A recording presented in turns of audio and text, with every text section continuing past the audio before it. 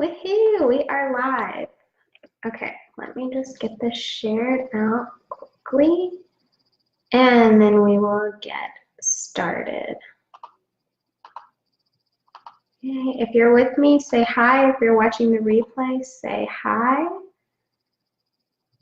I am just going to share this in the Facebook group and then we'll get started. All right, City Girl Savings. Cool.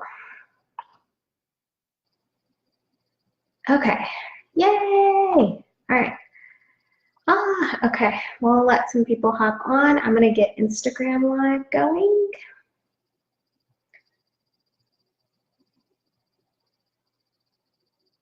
All right.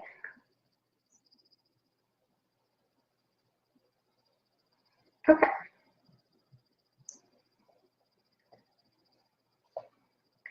Yay.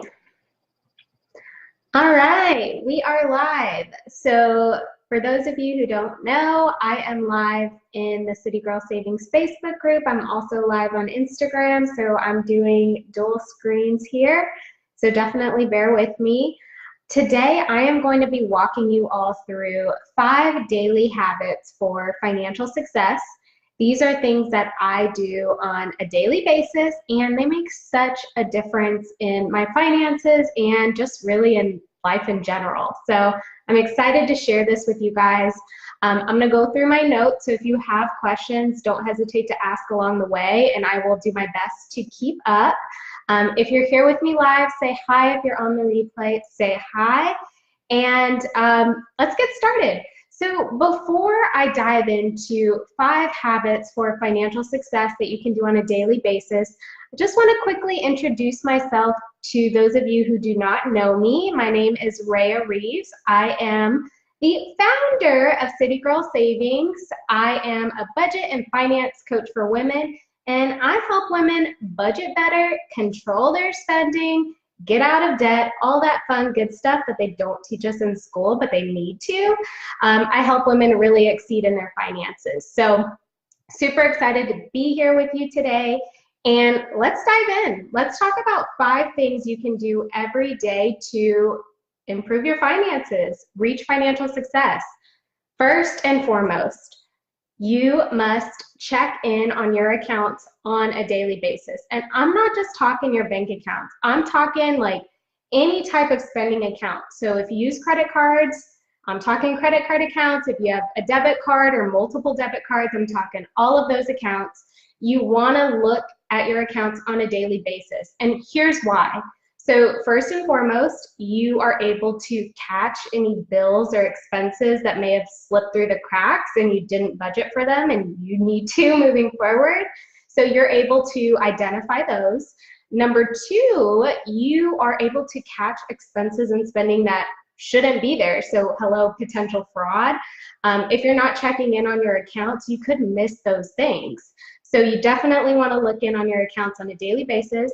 And then lastly, I mean, you want to see what you're working with, right? You want to see how much you're spending, how your balance changes every day, and how much you have left until more income comes your way.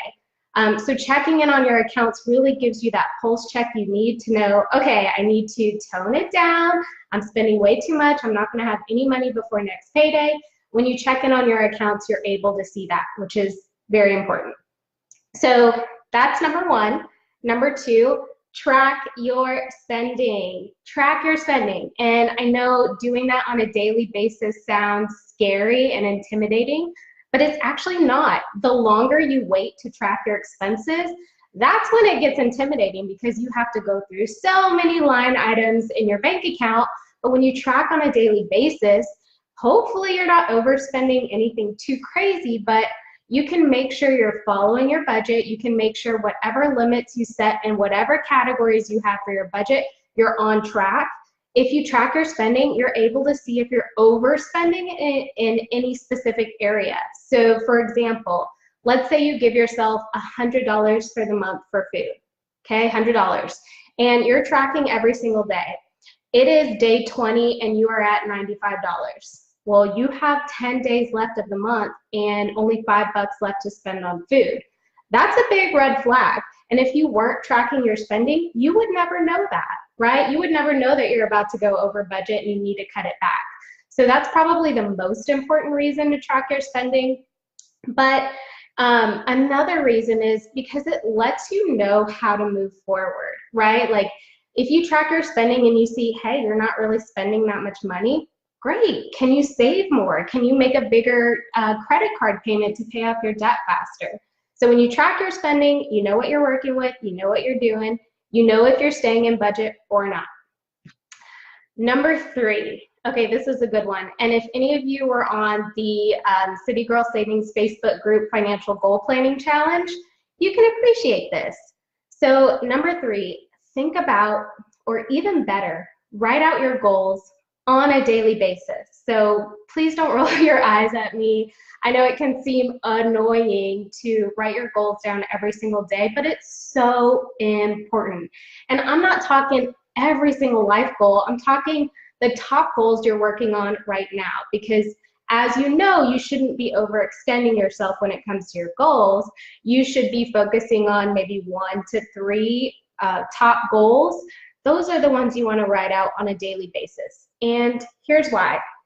So when you write out your goals on a daily basis, you are keeping them front and center. You are reminded every single day why you're staying disciplined, why you're following a budget, why you're controlling your spending, why you can't get your nails done because you'd rather pay off a credit card.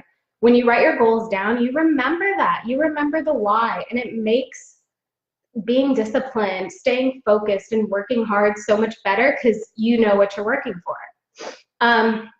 Another good reason to write down your goals on a daily basis is to see your growth over time, right? So think about it. Let's say you wrote your goals down every single day for a year. You hit those goals and then you set new goals. Imagine looking back over a year and seeing, dang, like I did all of that. I accomplished those goals. That is such a good feeling to see that growth over time. And it really helps you expand on a bigger scale. Also, I see some comments. Yikes, tracking what I spend, then I won't bet. Yeah, I know. When you track what you spend and you realize, oh my God, I'm spending way too much, you stop spending, ideally, right? That's the goal. Okay, so we got through 3 habits. I'm moving pretty quick here. Okay, habit number 4. Read a finance book, a finance article, a blog, a magazine, listen to a podcast, watch a YouTube video. I don't really care, but consume some type of personal finance content on a daily basis. So whatever you prefer, if you prefer to read, if you prefer to listen, if you prefer to watch, whatever works for you, just consume some type of finance related content on a daily basis. Because when you listen to more and more content, you are likely to learn something new, right? And if you learn something new, you have the chance to make things better in your financial situation. You can hear how somebody is paying off their credit card debt, and if it never worked for you in the past, but you hear this person saying what they're doing and you try it and it works, you just learned something new and gained more insight about your situation.